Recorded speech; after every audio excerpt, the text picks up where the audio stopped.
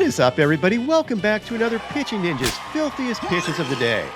I am Pitching Ninja, and I'm here with Will Leahey. How are you doing, Will? Ninja, I'm good. I just watched the UFC fights from last night. I'm amped up and I'm ready to go. How you feeling? I'm feeling a little frightened now.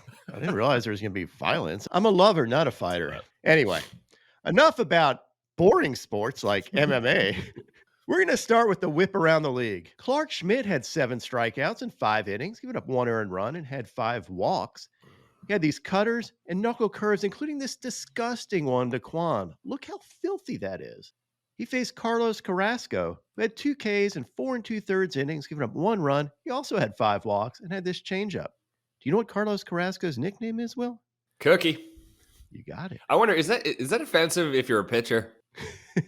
I thought it had something to do with that's what he ate when he first came over to US. I may be making that up. Let's confirm that with our famous statistician researchers that we have. Teammate Chris Perez caught the pitcher eating cookies in the clubhouse back in 2011.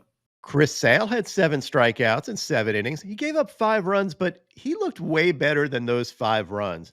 He had this sinker, these filthy changeups, and his sliders. He had this back foot slider and got an LOL sword on this one. I mean, look at that swing.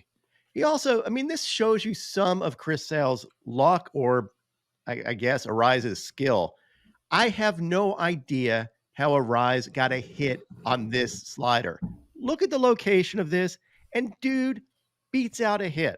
That is ridiculous. Well, he had like 250 hits last year, so he knows what he's doing up there.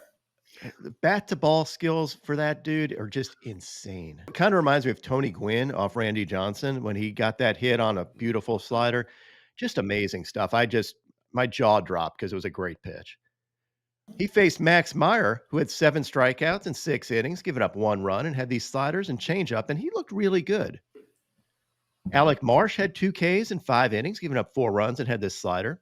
He faced Sean Manaea, who had 4 strikeouts in 3 2/3 innings, giving up 8 runs, 6 of them earned, had the sweeper and changeup. And it really was uncharacteristic of Manaea lately. Manaea has looked really good. This time, not so good. Dakota Hudson had 5 strikeouts in 6 innings, giving up 5 runs and had this slider. He faced Yariel Rodriguez, who made his major league debut and had 6 strikeouts in 3 2/3 innings, giving up 1 run and had these wicked sliders. It was a very solid debut for Rodriguez. DL Hall had 4 Ks in 3 1/3 innings, giving up 5 runs. He had this curveball and changeup. Faced Dean Kramer, who had 3 Ks in 4 innings, giving up 6 earned runs, and his painted fastball and cutter, and he did not look that great. Marco Gonzalez had 5 Ks in 6 innings, giving up 2 runs, and had these changeups. Faced Spencer Turnbull, who had 3 Ks in 4 innings, giving up 3 runs, and had this 2-seamer. Not the electric Turnbull we've seen in his previous outings, but still good enough.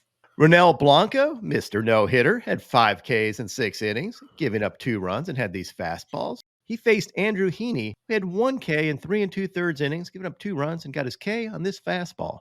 MacKenzie Gore was outstanding yesterday with 11 strikeouts and 5 scoreless innings, giving up 4 hits and 1 walk.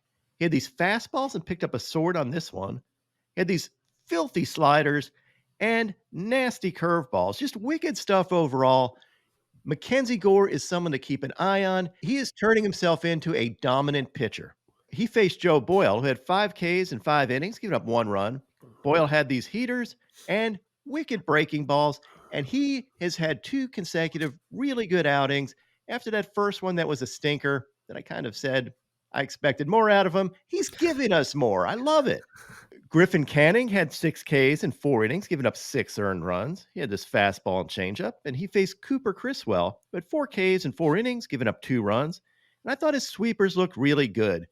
Logan Webb had 4 Ks in 7 innings, giving up 1 run. He was painting with his 2-seamer, including this front door 2-seamer, and this one at the bottom of the zone. And he faced Ryan Pepio, who had 6 Ks in 5 innings, giving up 4 runs, and had these fastballs and changeup.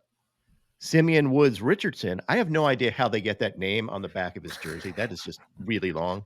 Who is the guy? We have the longest name in the history of the league right now, right? Encarnacion Strand? I don't know. Yes. It wraps around lower than the number. He had 5 Ks in 6 innings, giving up 1 run and had this slider and changeup. And he faced Matt Manning, who had 7 Ks in 6 2/3 innings, giving up 4 runs. Manning had these fastballs, including this painted fastball and this slider. Cody Poteet had 4 Ks in 6 innings, giving up 1 run, had no walks, and had this dirty splitter and painted sweeper. He faced Tristan McKenzie, who I have no highlights from, and I love Tristan. I want to have highlights from him, but he only had 1 K and really had a bad outing. His fastball averaged under 91 miles an hour, and he only had 2 swings and misses all game. I love that dude.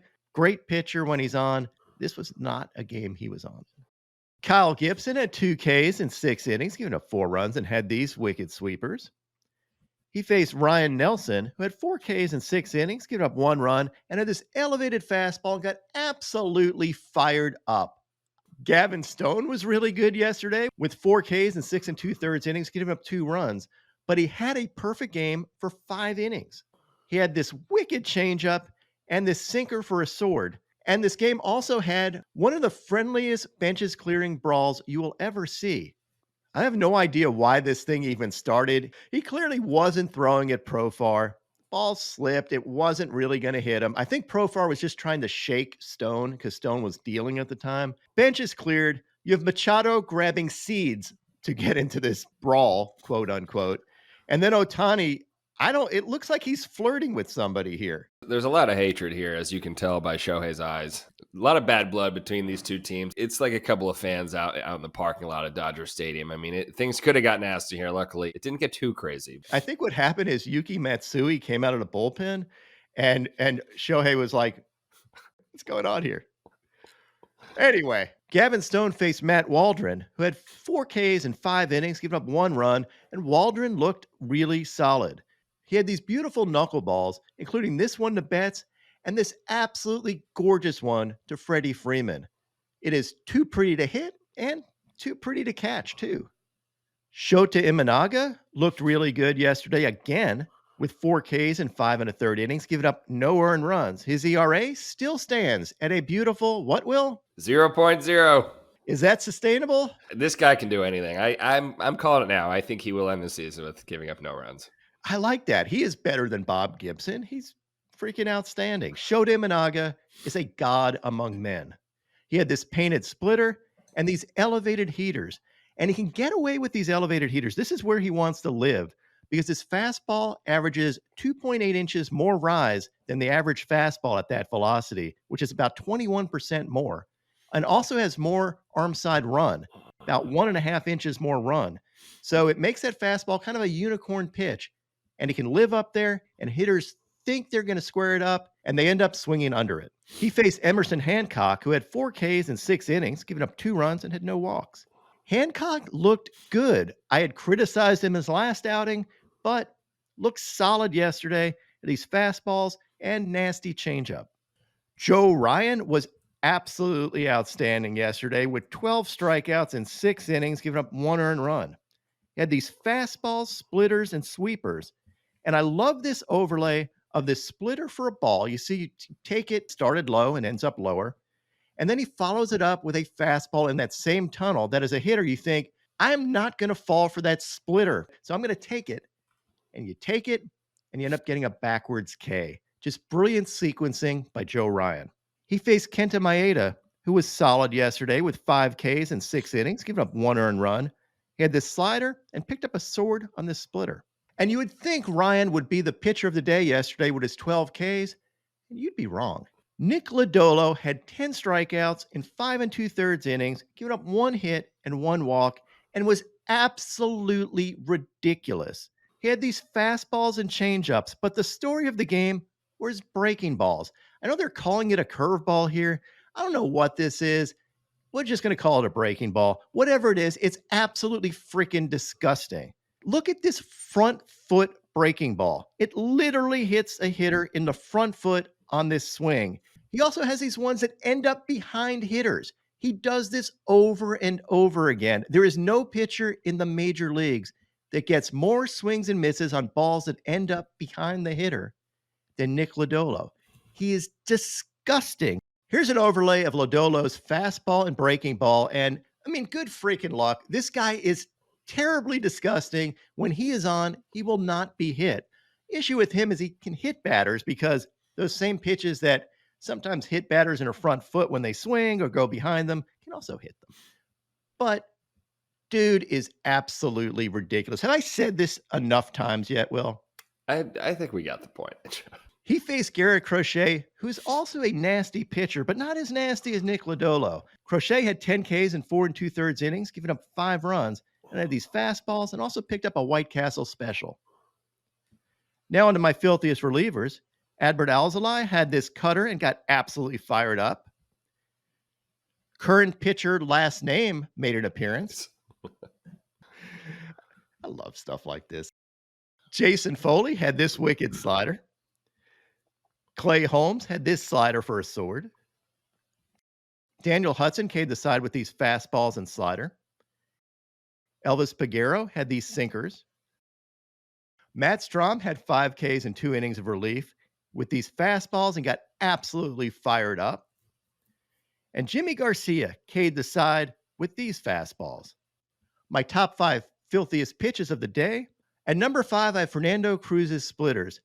These are freaking nasty. They look like heaters, and then look at them drop off the table. Unfair.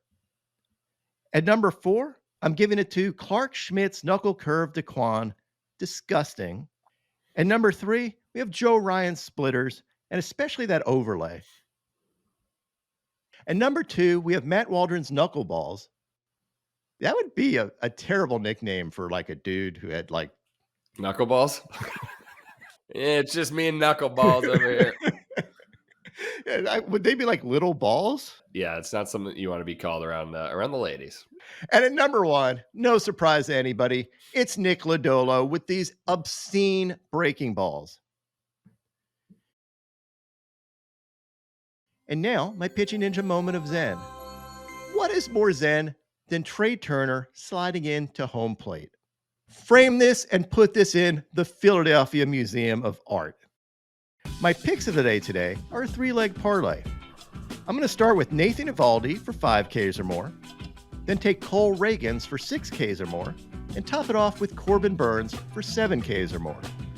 What would your picks of the day be?